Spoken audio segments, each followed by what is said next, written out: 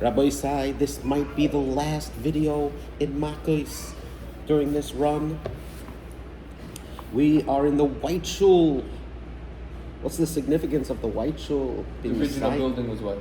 The original, really, if you look, it's technically Knesset Yisrael.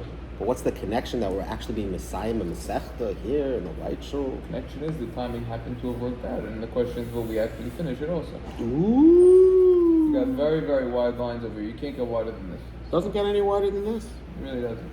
Well, up to Micha, where are we at? Ba Micha, yeah. Talking about the 613 mitzvahs, condensing them, what encapsulates all of them? Which mitzvahs are so vital that it really includes everything else? That was the understanding of the Marsha. Micha, Ba Micha. So Micha comes along after Yeshayahu, the Midan al Shalosh. And he said that there are three mitzvahs. Said the pasuk in Micha says, "Higim lecha adam matov." We're going to tell a person what is good. Umahashed dariv mimcha, darish mimcha, and what Hashem inquires from you. Kiyam asoit mishpat, do mishpat, v'avas chesed, and do kindness, love kindness. V'hetzne lechasim shemokecha mishlimaris, with Hashem your God. So that's three. So the Gemara will now isolate each one and analyze it. Also, mishpat, what does that mean? Do justice, hadin. That's referring to judgment, that a person should weigh all of his actions to make sure that they're done justifiably and everything is good with what he's doing. Avas chesed, what's avas chesed? He loves kindness. Zeh gimlus chasadim. That is acts of kindness. So yesterday I asked, what's the difference? So you wanted to say yesterday, you remember what you answered? One is the machshava, but to actually do it through, it's the ma'aser. Right. That's it. It's one thing to love, you know. Is that proven from the words? I love a hamburger. But the ma'aser, you got to eat the hamburger. If you love the hamburger, then you wouldn't get the animal killed.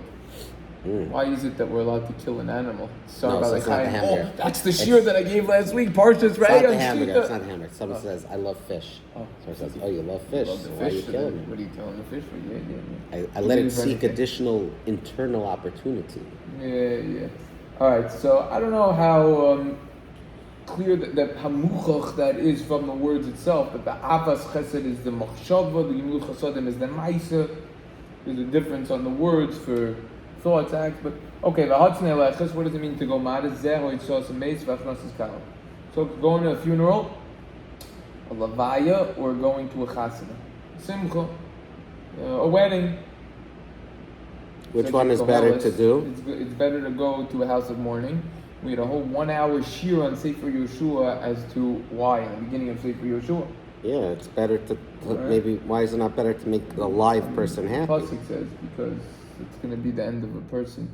And really also, if you analyze what the point of getting married is, the point of getting married is to have children. Why? Because a person isn't going to be immortal, and therefore he knows he's eventually going to die, so he's having the children. So therefore, really the whole purpose of the wedding is also, for what?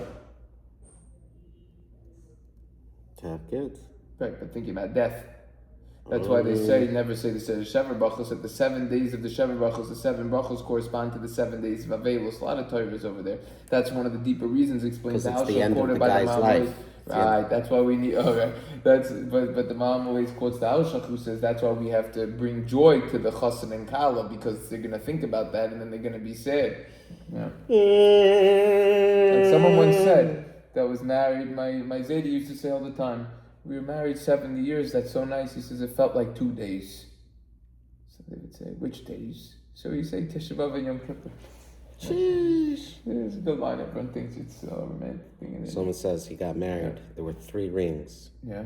There was the engagement ring, the wedding ring, and suffering. Okay, very good. Well, we won't show that to the Nashim over there. Sinkanios. They're not learning Gemara anyway. So. Nashim, Anashim, we don't have any of them watching. It's okay. It's okay, no. Okay, is it not true there's a kal v'chomer?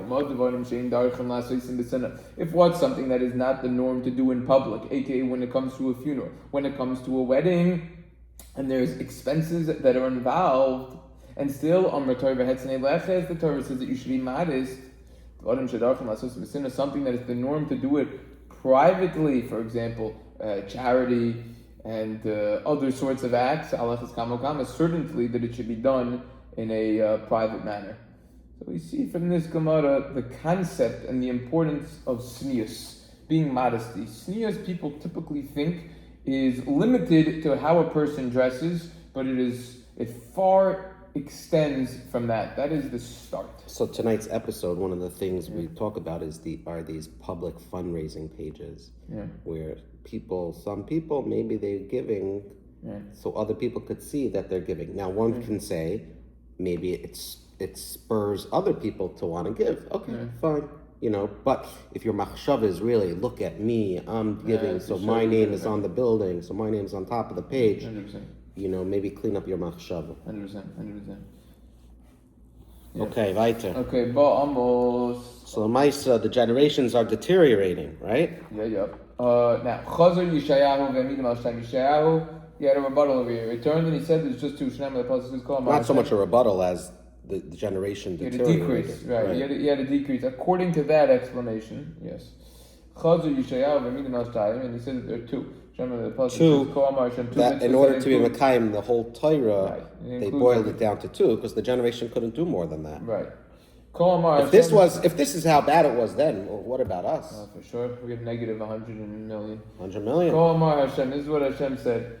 Shimru Mishpat Vasustaka. Guard the Mishpat, the justice, and do charity. Okay. The Gemara continues. Amos Amos came and he said there's just one. Shemar pasuk says, "Kol Amar Hashem Beis Yisrael." This is what Hashem said to the house of Israel: "Tirshuni v'chayev." Request me and you will live. Which means you have to chase it. You have to go after Hashem. Maskef lover Nachmar Yitzchak attack this. How do you know the pasuk is referring to that? Ema. Why don't we say Tirshuni b'kol Torah kula? Why don't we say that this applies to the entire Torah?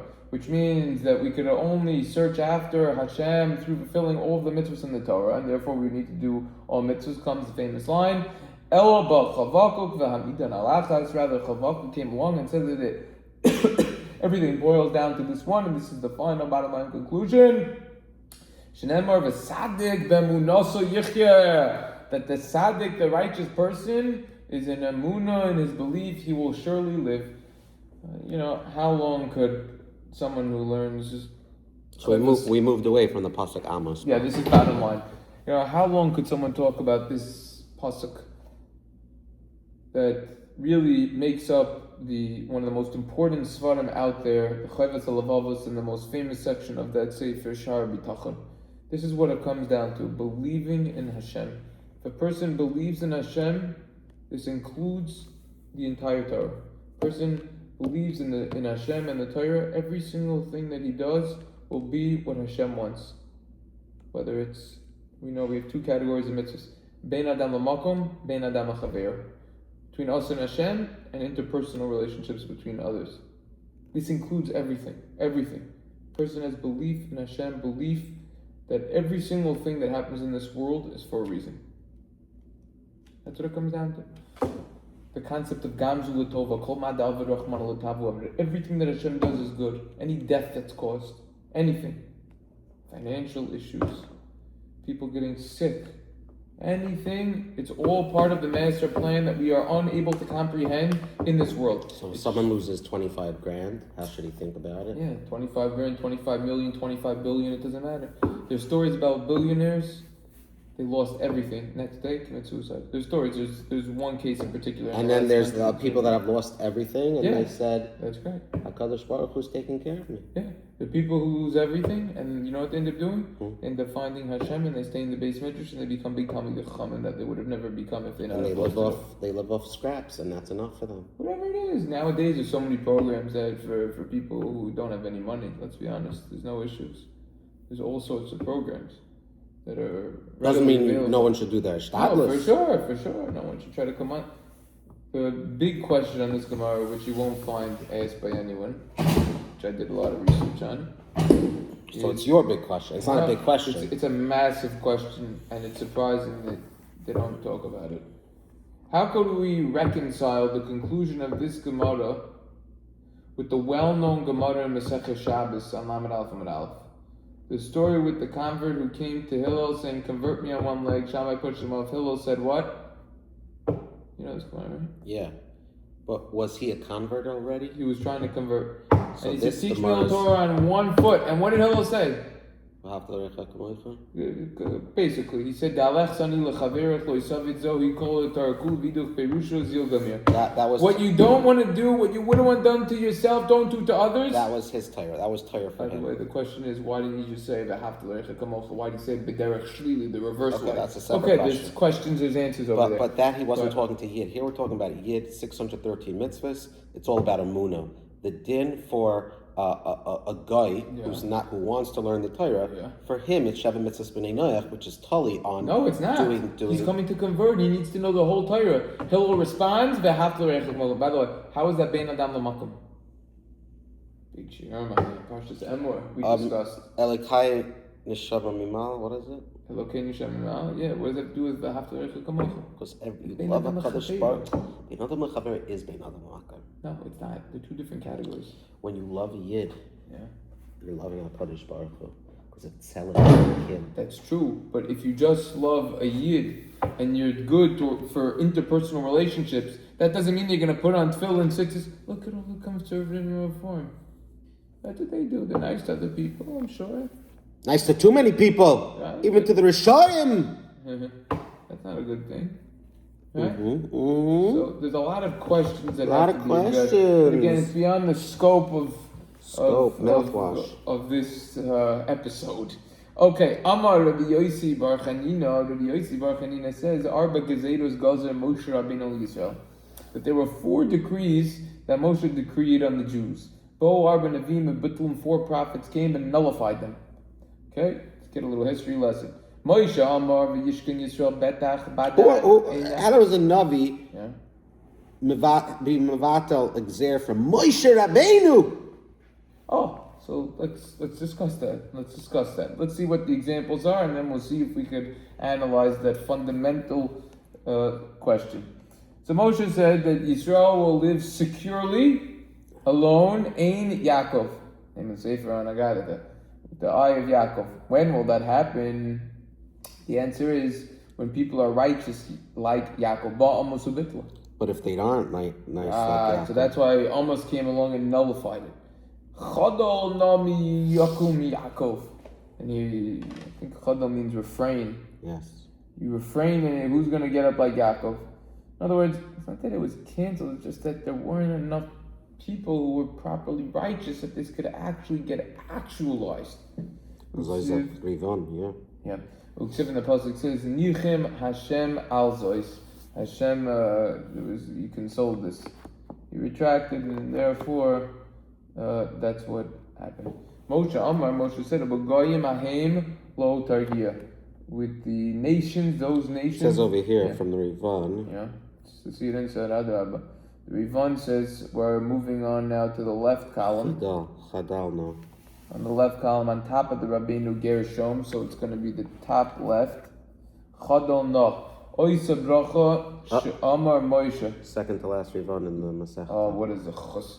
That bracha that Moshe said, "Vayishkon Yisrael betach badarein Yaakov kloimar imasa yishkon Yisrael betach." When will they dwell securely? Tishu sadikin kein Yaakov, when they're going to be pious, righteous like Yaakov. Marsha says it means that Yaakov is when the nation doesn't fulfill the will of Hashem, and Yisrael is when they are fulfilling Hashem. Right. So Hashem said, Israel shall dwell secure when they are worthy of the name Yisrael. That's when they get divine protection and will dwell securely in the land. However, when they're like Yaakov, if they are aka on a low spiritual level, then they will dwell in solitude and exile. And then Navi describes the exiled nation, Allah, she sits in solitude in Koheles. And then Amos came along and davened Hashem, and Hashem was mevatel it. The second decree. Yes, I agree. Moshe Amar. Oh, should we do the last Rashi? The last Rivon? Yeah, the last Rivon, a similar idea. Mi Yaakov Yaakov, mi yuchal lios chasik Yaakov, who could be pious like Yaakov? Ki katan hu, because he's small. Kitanim, heim, atoivim, shiyu sadikim Yaakov. The small are good, and they're going to be righteous like Yaakov. Pachim kitanim. Yeah, a lot of Torahs there. The Gemara continues over here. Moshe Amar. And relates Moshe Amar Bagoy Mahim Loy Targia, that there's not going to be any rest in the exile. But Yirmiyah came, but Amar, he nullified that. He says, Halok lehargil Yisrael. Even when they're going to be involved with activities with the sword in the exile, Hashem will still be with them to calm them down. Argalus or Argalus or that's the question. Which Galus is it talking about? We have to. And also, should we seek tranquility in Galus? Right? At what levels of tranquility are we allowed to? Obviously, Al Tishkach Yemini, but Al Tishkach Yushalayim, but the idea of tranquility in Galus needs Bavarnu. That comes back to the Pele Yoye. It's based on a Kli Yakar, which is always quoted in many other. I don't want to try to make a big scene. Stay low key. The Luchos Shnios, why were they remembered? Low key. You want a big house? No problem. Make an underground situation. Make it so people don't see. Make a small house on the outside, big house on the inside. How's the Olam doing on that? Well, that could use a lot of chizuk. Chizik needed in the low-key department. Moshe came along and said, Poikein Avoid. Poikeid Avoid. My Bar Mitzvah parsha. He remembers the sin of our ancestors on the children, which means that the children are going to be paid back and punished for the sins of their ancestors. Why is that fair? A lot of Torah is there. But Yechezkel came along and nullified that, as the pasuk states in Yechezkel, Hanefesh hachoites he tamas, soul that sins will die. And Hashem in His infinite will not die. And Hashem in His infinite kindness does it the opposite. That in the schus avos, He will bench us. Right. Now, even though the Moshe in the Torah in Devarim Chavdal Tazayin says that such a thing will not happen, that the children will get punished, the Gemara in Brachos Tav Zayin explains that's only referring to children who are not following the acts of their ancestors. However, this pasuk is referring to that they are following. Marsha says no one's going to be punished. No one's going to be punished for the sins of his father, even if the son is wicked.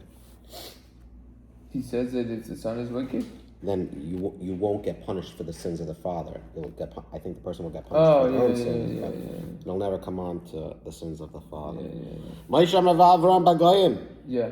So Moshe said that they will get totally destroyed. There won't be anything left. You talk about shofar gadol. On that day, Hashem is going to blow the big shofar. Meaning, they'll come back. Yeah. Mara continues with another point based on this. Amar Rav, Mistafina Mahaikra. I'm afraid of this pasuk. This pasuk. It implies that the Jews will get totally destroyed in the exile. Maskif lo Rav Papa asks a question. 1 second. Yeah.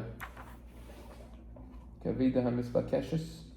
No, so the pasuk of Avadatem Bagayim, that you're going to perish among the nations, and the Yeshai came and it said, it should be on that day that a great shofar will be blown, and those who are lost will return. They will be lost among the nations during the Gullus, but they're not going to perish. Yeah. So it says over here from the Maral, the later Nevi'im did not possess the ability to nullify Moshe's decrees. Rather, Moshe's predictions were based on Hashem's attribute of din, according to which the sins of the nation should have led to dire consequences predicted by Moshe. Later Nevi'im, however, davened to Hashem to act with rachamim. Hashem listened, and the conditions were less dire than Moshe predicted.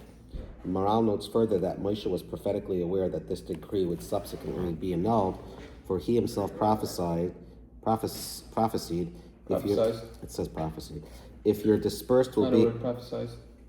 Mistake in Irish code. All right, carry on. Probably a word, but it's unused. If you're dispersed will be at the hands of heaven. From there, Hashem your God will gather you, and from there He will take you.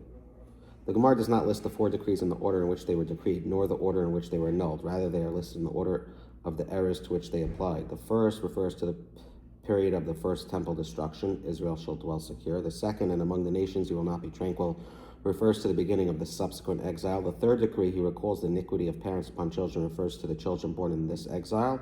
Moshe predicted that would be punished for the sins for which their fathers were exiled initially. The fourth decree, and you will perish among the nations, is a reference to the bitter end to their exile. Zayzak the Marsha. Amar Rav. Interesting. Am I right? What are you doing? Am I right? Asking for a papa, Dilma Kavi. Before that. Oh, before that. Okay, going back. Mr. Fina Mehai. Mr. Fina Mehai Kra, I'm afraid of this pasuk. Varate Magoyim. Asking for a papa, Dilma, maybe Kaveda Misbakesh, Jachtiv, Tagisi, Kisel, Ovid, Bakish, Avdecha. I think this is Master Fina means I'm worried, I'm afraid. I'm afraid, yeah. Nachas used, Nachas Tzvi? Good. What about it? He uses that term. Which one? That I'm worried? When the Nachas Tzvi is He worried? uses the term when he argues on Rashi. Oh, wow. Like he's Afraid worried. to, like, Argue? he's not allowed to argue. Say differently. Nachas Tzvi is Rabbi Moshe Yosef's great-grandfather. Sparm, I don't know if they're in stock. Hebrew Books out. Yeah. Sparm on what? Yontif? Nachas Yatarasvi. Gross last name. It's on Parsha. But he has some tires at the end of each Parsha. Also on Kabbalah and on Rambam. Gemara is a little bit on Yontif. But Yontif's in the Parsha, so. Maskif law. Let's see, take a look at Nachas Tzvi, you'll like it. Parshas, any time you want to find the very Torah for Yom Tovim, just flip to any Parsha Sefer and go to Parshas Emor and Pinchas. It took me years to figure that out. Shortcuts, we're giving you the shortcuts. So that's where the psukim are on the Torah on that.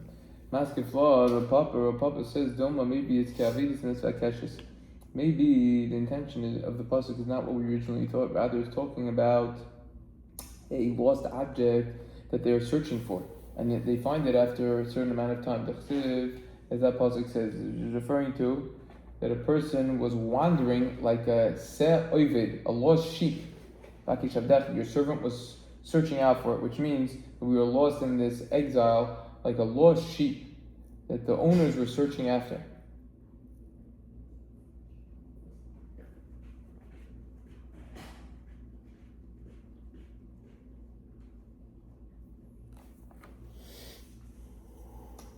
Mara continues. And that what? They're not going to perish, they're just going to be lost in Galus. Temporarily. The Sefer, rather from the end of that pasuk itself, that they will be consumed, swallowed, eaten by the land of their enemies. That's what was concerning. Nothing will remain. That's right. Either through assimilation or through war. Maskif law. We have an attacking statement. Marzutra. And that you can't touch up as no backsies on that. That's not just lost. Yeah. Marzutra Dilma, maybe the intention of the pasuk is Ka'achilos Kishuim Vidiluim, like eating. Kishuim is cucumbers, Diluim is gourds. People don't eat the whole thing, they'll leave some over for labor. So too, the Jews won't be totally destroyed, only some of them, and that is what we are witnessing with our own eyes. Many Jews getting destroyed either through Holocaust, wars, terrorist acts, or just assimilation. There's a touch here.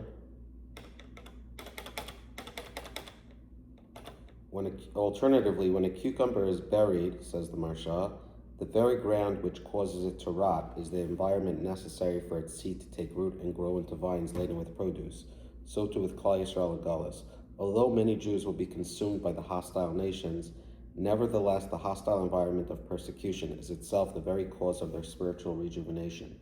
Thus, although the meat of the nation may perish, the seed will be planted and their offspring will flourish and be worthy of redemption. Very nice. Yeah, they quote that in the Masifta over here. It's a beautiful idea. You look at all these forest fires that are happening.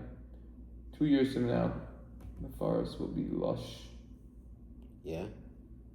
That's how it works. It grows back so quickly. Yeah. 5 years, whatever. Even 2 years, you'd be surprised.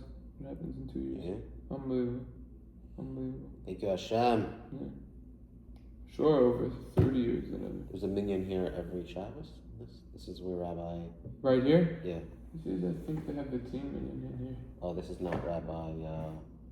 The Rabbi Founders and the main No, the other one. Rabbi Newbergers and the other business. They're probably busting at the seams in the other business now. Mm-hmm. It's small. Yeah. And then there's Fardi minions in here. Okay, Zechariah overrode the words of another prophet, Uriah. Yeah, so this is the Gemara concludes. This is probably the most famous part of the Masechta because it said it every single siyum. This story over here.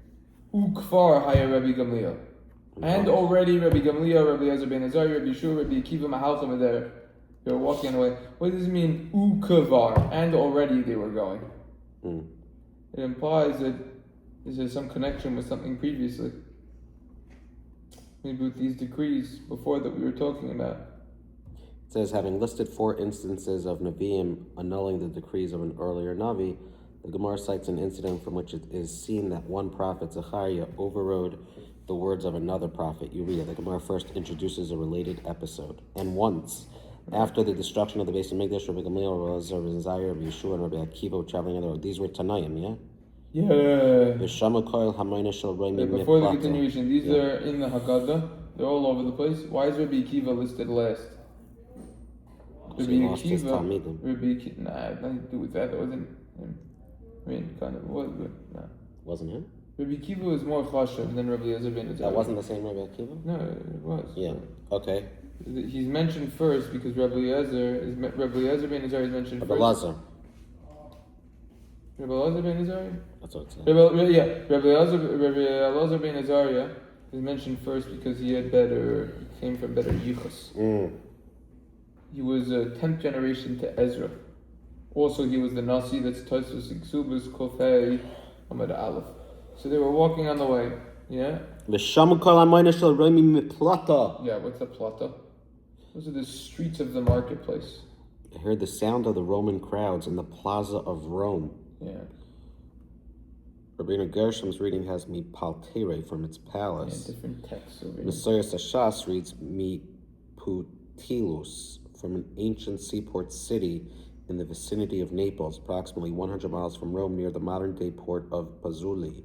According to the first 2 versions, the word gives the location of the crowds of Rome. Either they were in the Roman plaza or a Roman palace, and the Rabbanim were on the road some 120 mil away. According to the third version, it is the name of the place. Do you realize how far 120 mil is? That's like 120 miles. That's a lot. That's from here halfway to Baltimore. I don't know if you ever traveled to Baltimore. Yeah, it's far. According to the third version, is the name of the place in which the Rabbanim were when they heard the sound of the crowds in Rome. Marshall explains the sounds of the crowds of Rome as an allusion to the aura of victory and success under which the Roman citizenry lived in security and serenity. You can't take that literally because it's too far. Sound doesn't travel like that, no matter how big it is. They sensed it. They sensed it. The smoke could travel like we see from these fires. And what happened? What happened when they were? Yeah. What happened? They schilu boichen. Yeah. They started to cry. Right. Rabbi Akiva Masache, but Rabbi Akiva was smiling. Amrulai. Smiling or laughing? It says smiling, but laughing works. Amrulai ma'ata Masache. Why are you laughing? Amr lahem va'atem mipnei ma'atem boichen. He replied to them, and you? What's the reason you're crying? Classic Jewish way to answer a question with another question. Amrulai halalu kushiyim shemishtachlim la'atzabim umikatrim la'avodas kechavim yeshim betach b'hasket. Goyim halalu. Goyim halalu? Yeah, yours says kushiyim. Halalu kushiyim. Yeah, Gemara doesn't say that. These heathens who bow down to Avodah Zarah and burn incense to idolatry. What do they put over here?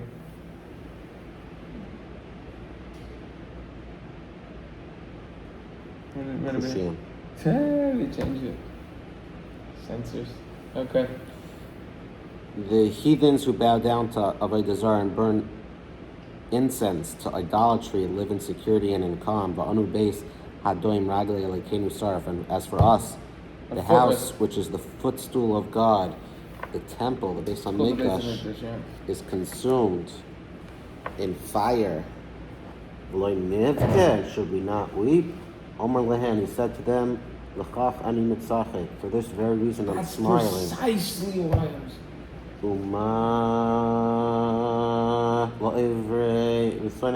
For it's such the reward for those who are over the Ratzon Hashem, that they dwell in such security and calm. Meaning they transgress, they're involved with idolatry. Yeah, how much more so for those who do as well? How much more reward can they expect? Shuv Pam Achas Haya Olam Yerushalayim. Okay, go ahead. Yeah, so there's another time when they were passing by, when they were ascending to Yerushalayim, this Tanaim, Kivin Shagila Har Soifim Karabidem. Once they reached this Har Soifim, they tore their clothing. Why? Because if you see, like nowadays also, people, I have a rabbi who goes to the place and rips a shirt. You're supposed to. Everyone's supposed to. Every time, or like if it's the first if time. If you go one day, then you have 30 days. So when you go, the trick is don't wear your most expensive shirt. Is it a bigger skos to wear your sunset shirt? It's more of a morning? I don't know. Oh, my Rebbe, sorry, he doesn't touch the place. Does it? Okay. So, point is, they tore a kriya. Because, see it in the destruction over there. The question is, what's the chiddush of the Gemara that they tore a kriya? The Big Day Kahuna asked this question. It's a full-fledged halacha, it's an obligation. So based on Rabbi Akiva, as he was smiling when he saw the destruction, Gemara is going to teach us that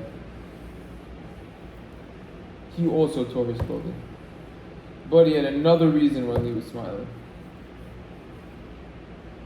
He wasn't smiling because he was trying to get out of mourning. He was also mourning. But he was smiling for another reason. Which goes to show that the human is capable of multiple emotions simultaneously.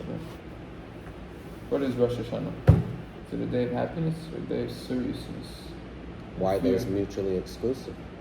Because they're polar opposites. Awe and happiness aren't polar opposites. No. Okay, why don't we say Hallel and Rosh Hashanah? Awe and happiness are not. No? Okay. Someone can't be. People say Yom Kippur. Yom Kippur is their favorite day of the year. Yeah, it's atonement, of course. I'm talking Rosh Hashanah. So they shouldn't be joyful about having the ability to atone? No, that's joyful, but Rosh Hashanah is the day of judgment. And that's why we don't say Hallel. Optimism, yes, but you don't want to be overly confident and cocky and arrogant. That's so we don't say Hallel. It's a serious time, but yet we get haircuts before we wear clothing. Stand in front of HaKadosh Baruch Hu! What to talk about? That was the 10-part series on Siman Tovkuf Pei Dalet Takpad. The Chachma Shloimo Stelling Suit, the Siman Tovkuf Pei Dalet.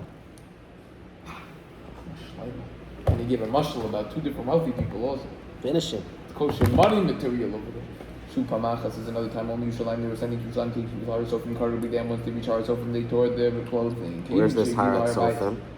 This is the place. A Sofim means to look, to gaze. You were able to see from that mountain the place of the base of Mikdash. Village outside of Yerushalayim. It's the furthest point.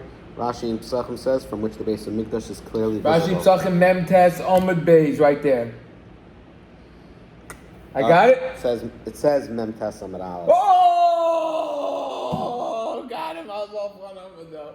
That's fire. That's fire there, no? Dibar Moscow in Aver Tzleifim. Oh, that's fire. Place this there. You didn't expect me to know that. That's of course a random I did. See Taisvis Yom Tov to Pesachim 3:8. Okay, so they got to this village, and what they do? They ripped it? No, they tore their garments. Once they reached Harabais, a fox came out of where the Kodesh Kadashim is his him boichin. All the rabbis began to cry, "Hoy, this is what's going on." Rabbi Akiva was smiling. They said, "Why are you smiling? Why are you crying?" They said, "Makkos shekasabal, place where the Torah Hakadosh says the beginning of Sefer Bamidbar Parakal Pasuk Nun Aleph Azar Karev Yumas. A non-Kohen who comes close to this place will surely die." And now we have foxes that are just roaming around freely. Lord, should we not fly from this? Implied from this pasuk that we learned out that there would be death. There's really another pasuk also they talk about this fine. Rabbi Akiva responded, that's precisely why I'm smiling. The pasuk says in Yeshaya and the Chetz Beis, after that Hashem commanded Yeshayahu to write that the destruction of the Beis Hamikdash is going to be coming speedily. Uriah HaKoyen and Zechariah Ben Yahu. I have Eden, witnesses that are trustworthy, that will testify. Uriah and Zechariah. What is the connection between Uriah and Zechariah? Uriah b'Mikdash Rishon and Zechariah b'Mikdash Sheni. Uriah was around in the first base of Mikdash, and Zechariah was the second. And you go to the footnotes; they'll say more details on that. So the Gemara answers, Ella, rather it's coming to teach Tala al-Kasr and also Pasuk is coming to link and connect the prophecy of Zechariah, who prophesied about the redemption, to the prophecy of Uriah, who prophesied about the destruction. Uriah ksiv, in Uriah the Pasuk says in Yichud Gimel Yud Beit, One second. What is the relation between these prophecies? The Torah states that while Klal Yisrael is in Galus, Eretz Yisrael will remain desolate, and its conquerors will not prosper there. This is a source of comfort to the Jewish nation, for it demonstrates that Eretz Yisrael is reserved for the nation of Israel, and therefore no nation can derive benefit from it while Israel remains in exile. Thus, the very desolation prophesied by Uriah is proof that the land is reserved. By Uriah? Yeah, is proof that the land is reserved for the eventual return of the Jewish nation in fulfillment of Zechariah's prophecy. Okay. Yeah. Uriah ksiv, by Uriah it says, that because of you, Zion, the fields of Zion will be plowed, which is referring to the destruction, that the Beis HaMikdash is going to be plowed. Whereas the Gemara continues, Zechariah ksiv, by Zechariah the Pasuk says, Oh yeshu zakenim uzakenas b'rachot. Oh yeshu. I'm going to leave like I've said many times in this spot, leave the singing for the singers, they'll leave the Torah collection for me. Why does it say Yerushalayim without the Yud? Isn't it Yerushalayim? Yeah, so the question is, why is there a Yud there to begin with? That's what we discussed in Tainis over there. Tes Vavam at Aleph, recording time explains for more details. We discussed Taisis over there. Where does it come from? It really comes from Yira Shalim. That's one explanation.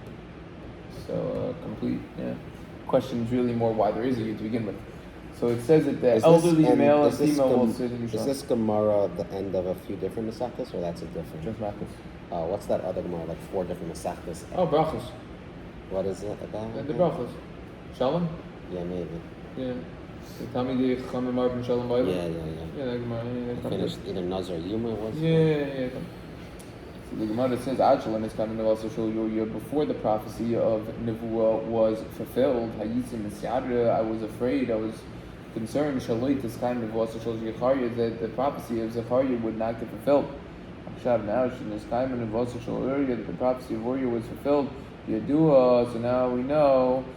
Also shows Zechariah Miskayam, that the prophecy of Zechariah will in fact get fulfilled, and the Beis HaMikdash will be rebuilt. The Lashon Hazeh Amru Lo, in this language they told Rabbi Kiva. Hold on, the Aruch HaNer says that Rabbi Kiva never doubted that the Nevuah in the Pasuk is going to be fulfilled. Rather, Rabbi Kiva wasn't certain whether Zechariah's prophecy referred to the rebuilding of Yerushalayim only after the destruction of the first temple. However, when he saw that Uriah's Nevuah, which referred to the first temple, applied to the destruction of the second Beis HaMikdash as well, he realized that Zechariah's prophecy would be fulfilled again with the building of the third and final Beis HaMikdash. As I talk the Aruch Lanier, see also the Anaf Yosef. By the way, don't confuse this. This is Uriah, right? Uriah is from Bathsheba. What happened? The husband of Bathsheba with David and Melech, that story. So it's two different. Uriah and Uriah. Okay. This is Uriah. So then it's the same, but they're different. I'm pretty sure they're different people. I'm asking how to pronounce this in Navi. Yeah, I'm pretty sure they're different people. I'm just trying to point that out. Of what? Different? They're different people. We didn't reference Bathsheba. Right. So how to? She has nothing to do with this. Yeah, this is Uriah. Husband name is, Sorry. Right. This is Uriah. Sorry, right. I was reading. So that's Uriah. Right. That's what I'm trying to say. Okay, got it. All right. Because I realized when you pronounce it differently, I was mispronouncing. I was looking at the English. Yeah. Okay. So the Gemara continues. Akshan is coming also. Shall Uriah be a douche and also shall Zechariah. Now I know that Zechariah's prophecy will get fulfilled. B'lashon hazeh amru lo, in this language. They told Rabbi Akiva, Nechamtanu, Akiva, you consoled us. Akiva, you consoled us. Avi's question is, why does it need to say it twice? It says the Marsha once regarding the first incident and once regarding this incident. Right. You know, this is the way that I like taking this Gemara. Hadran alach eluhein haloikin uslik Allah mesechtes Makkos. The way that I like twisting this Gemara over here is that Rabbi Akiva was the quintessential optimist, and the quintessential person of who was number one above time and someone who never gave up no matter what. And you see that also with Rabbi Akiva Gemara in Yevamot Samach Beis, that even after the 24,000 Talmidim died, he didn't put his feet up with vacation. Keep in mind, he was no younger than 64, and he had no less than billions of dollars. Because said millions or billions, because his father-in-law called him Savua, stopped disowning him, and he gave him everything. He had wealth, he had a tremendous amount of everything, and he picked back up and he taught more. So somebody didn't give up. That's what we see. Let me ask you a question before we get to the Hajj runs. When Mitzvah will make a siyum, but a lot of Rav Papa in the Hajj runs. What did Rav Papa do to earn such reward to be mentioned along with his family? Yeah, so there's a lot of Torahs on that. I don't know if the art school has a note or not, but there's notes in the back of a Gemara, in the back of Brachos. They have like in a regular Gemara. This is where I read it. That Rav Papa, first of all, it's a discussion if he actually had 10 sons or not, they were sons or not. I was always under the assumption that they were his sons. Someone, actually, I could pull it up from my text if I look at the phone number. Someone texted me a source otherwise saying that it wasn't his son. But let's assume that it's his sons, because that's what many seem to say. But Papa, the Gemara says, was very wealthy and very large. Back then, it was attractive to be large. It showed that you had wealth. So Rav Papa didn't just use that wealth for himself, though.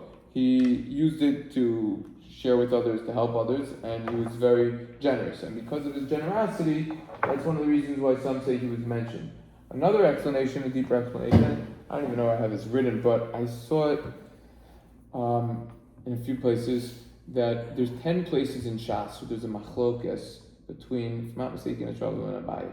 The first place is in the 6th parak Brachos, 9th parak Brachos, around the Samach area, of the text of Asher Yatzor, how to conclude it. So what did Rav Papa do? He said, we're just going to incorporate both opinions and do both. So Rav Papa made peace. So because of the peace that he made, therefore he had the merit to be mentioned. So 2 explanations. Shalom, Rav. Okay, Shkoyach. Next learning session will take place tomorrow. Mesechtes, not Toida. There is no Mesechtes Toida. It will be Mesechtes Tamid. Tamid, it's the shortest in Shas. Okay. So the introduction to Mesechtes Tamid that you need to know is a lot of times people get confused because the Mesechta is less than 10 daf. How then do you have a sign in your office that says Ezeu Chacham Haroya Senola and Tamid Lamed Beis? Lamed Beis is after daf Ches. What does that mean? Right. So the answer is that because since the Mesechta is so small, someone decided to just put them all together and line them up. So but it's not really. The pages are different. So what? There's what Me'ila. What are the Mesechta? There's a few Mesechtas. And Lamed Beis is in another Mesechta, essentially. It's its own Mesechta, but it gets grouped with here. You have Me'ila, Kinim, Tamid, and why do you want to do Tamid? My son did it in the past 2 summers, and he knows it very well. Tamid and Midos. I want to do it with him. You know, someone once said, "Oh, you know." So what? So why does it say Midos? Midos have nothing to do with Derech Eretz, with characters. But why doesn't it say Midas Lamed Beis? If it does, it says Midas Lamed Zayin, it comes after. No, so why did it say Tamid Lamed Beis in the lineup that they have? They put Me'ila first. Alright, so Me'ila gets lined up first.